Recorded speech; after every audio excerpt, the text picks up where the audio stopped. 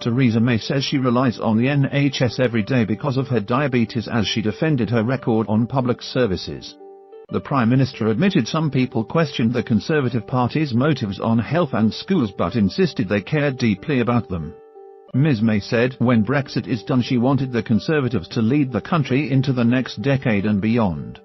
The PM made an unusually personal speech that reflected on her school years as well as her reliance on the health service.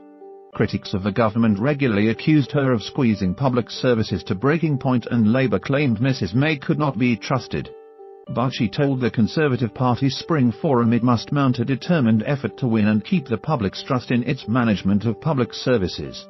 Some people question our motives. They wonder whether we care enough about our NHS and schools.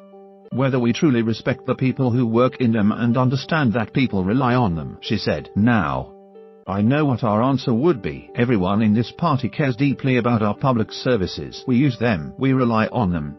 Many of us work in them. Mrs May said the Conservative Party created the modern police force, county councils, and universal schooling. Conservative Health Minister Henry Wilink published the first blueprint for a universal, free health service. She told the Forum it fell to Labour to create the NHS 70 years ago this summer. And it is rightly their proudest achievement, she said. But Conservatives backed its key principles then, and have supported them ever since. Mrs May had a varied education that crossed the state and private school sectors. The grammar school she won a place at was turned into a comprehensive while she was still a pupil. The PM went on to read geography at St Hugh's College, Oxford University.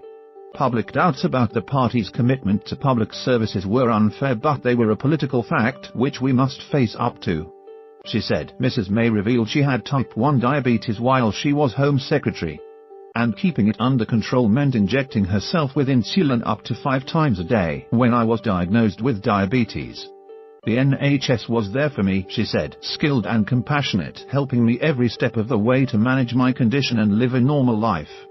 I rely on the NHS every day and I am eternally grateful to them.